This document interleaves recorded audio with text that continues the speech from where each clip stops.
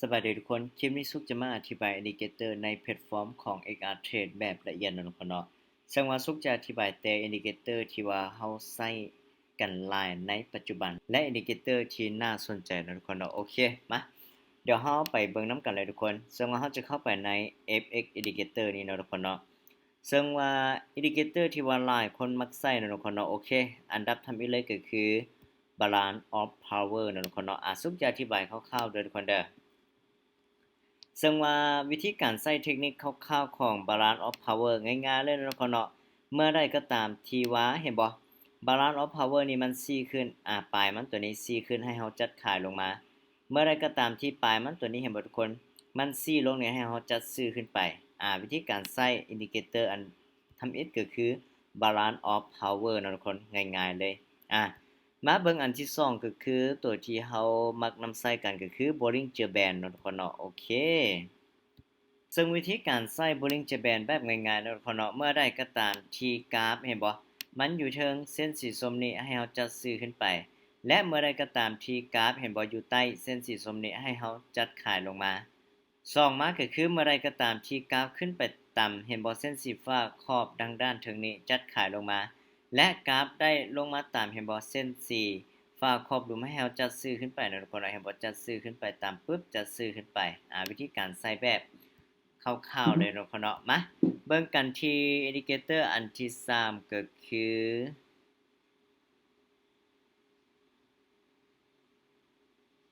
โอเคเนาะทุกคนเนาะซุกจะเอาแต่อันสำคัญมาสาธิตเด้อทุกคนก็คือ MACD นี่เนาะทุกคนเนาะมาขอลบ Balance Power นี่ออกก่อนกับ Bollinger Band เนาะทุกคนเนาะวิธีการใช้อินดิเคเตอร์ตัวที่3ก็คือ MACD ทุกคนง่ายๆเลยเห็นบ่เมื่อใดก็ตามที่2เส้นนี้ตัดกันใหม่ๆก็คือเส้นสีฟ้ากับเส้นสีส้มนี้แล้วก็มีวอลลุ่มสีเขียวขึ้นไปแบบนี้ให้เฮาจัดซื้อขึ้นไปทุกคนเห็นบ่และเมื่อใดก็ตามที่2เส้นนี้เห็นบ่ทุกคนตัดกันลงมาแล้วก็มีวอลลุ่มแดงลงมาแบบนี้ให้เฮาจัดขายลงมาคือจุดนี้เนาะทุกคนเนาะปึ๊บเห็นบ่วอลลุ่มแดงลงมา2เส้นตัดกันลงมามันก็ลงมาแล้วก็เห็นบ่วอลลุ่มเขียวขึ้นไป2เส้นนี้ตัดขึ้นไปจุดนี้มันก็เขียวขึ้นไปวิธีการใช้ MACD แบบง่ายๆเลยเนาะทุกคนเนาะโอเคเดี๋ยวเฮาไปเบิ่งอันที่4นำกันทุกคนนอกจาก MACD แล้วเนาะทุกคนเนาะเฮาจะนำใช้ตัวใดแดกับ Moving Average เนาะทุกคนเนาะตัวนี้เฮาสามารถปรับเป็นเส้น9หรือว่าเส้น5ก็ได้เด้อทุกคนเด้อสำหรับเส้น Moving Average เนาะทุกคนเนาะเดี๋ยวซุกจะปรับเป็นเส้น5เนาะทุกคนเนาะปึ๊บโอเคปรับเป็นเลข5เลยหลังจากนั้นก็เข้ามาโอเควิธีการใช้ Moving Average ในการเทรดง่ายๆเลยทุกคนเมื่อใดที่กราฟมันอยู่เหนือเส้นสีฟ้านี่เห็นบ่ให้เฮาเน้นซื้อหลายกว่าเด้อทุกคนเด้อและเมื่อใดก็ตามที่กราฟเห็นบ่มันอยู่ใต้เส้นสีฟ้านี่ให้เฮาจัดขายลงมาเลยเนาะทุกคนเนาะวิธีการใช้ง่ายๆแบบนี้เลยเด้อทุกคนเด้อโอเคเดี๋ยวเฮาไปเบิ่งอันต่อไปเนาะทุกคนเนาะหลังจากเฮานำใช้ moving average แล้วโอเคอันต่อไปก็คือวิธีการนำใช้พาราโบลิกซาหรือเม็ดไข่ป่านั่นเองทุกคนตัวนี้เช่นกันเด้อทุกคนเด้อมันอยากคล้ายๆคือกันอยู่เนาะทุกคนเนาะ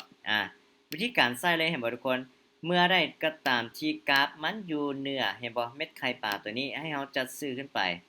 และเมื่อใดก็ตามที่กราฟมันอยู่ใต้เม็ดไข่ปลาตัวนี้เห็นบ่ให้เฮาจัดขายลงมาซึ่งว่ามันจะปิดแดงปิด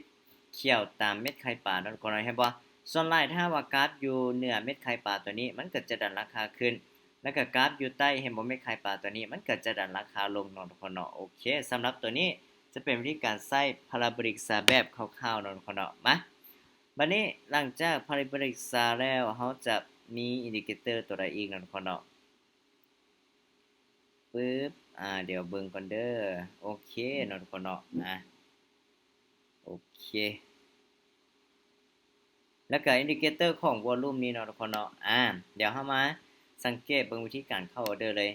วอลลุ่มเนาะทุกคนเนาะเป็นการนำใช้เทรดแบบง่ายๆเลยเด้อทุกคนเด้อเห็นบ่คือถ้าหากว่าแทงเขียวกับแทงแดงนี่เนาะทุกคนเนาะปึ๊บจุดนี้เด้อทุกคนเด้อเห็นบ่แทงเขียวเนาะทุกคนเนาะนั่นหมายความว่าวอลลุ่มเข้ามาหลายก็คือวอลลุ่มแห่งซื้อเข้ามาหลายแทงต่อไปเฮาสามารถจัดซื้อได้คือแทงนี้ทุกคนโอเคบ่บัดนี้คันมาเบิ่งจุดนี้ปึ๊บตัวนี้วอลลุ่มมันปิดแดงเนาะทุกคนเนาะเห็นบ่ มันปิดแดงยาวแบบนี้นั่นหมายความว่าแฮงขายเข้ามาหลายแต่ว่าแท่งนี้บ่สามารถปิดแดงได้เนาะทุกคนเนาะโอเคบัดนี้มาเบิ่งแท่งนี้ทุกคนเห็นบ่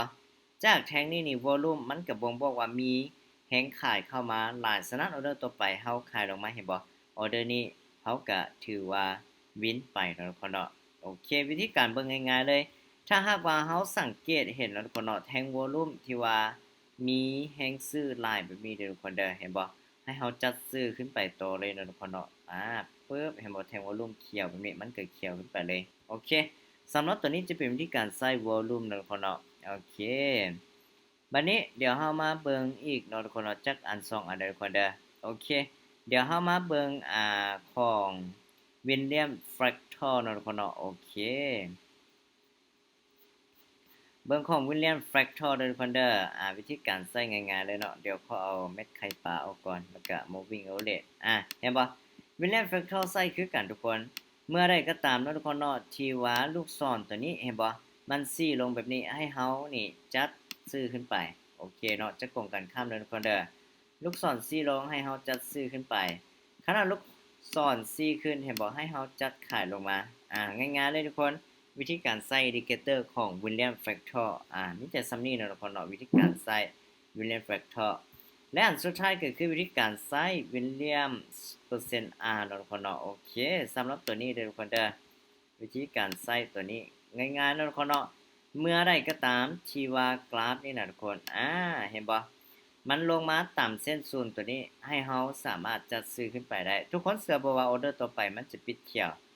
เพราะว่าอย่างมันลงมาต่ำสุดแล้วเนาะก็คือจุด-100แบบนี้มีโอกาสที่จะปิดเขียวเลยหรือว่าคันว่าเห็นบ่กราฟมันมาฮอดจุดนี้ก็คือจุดที่ว่า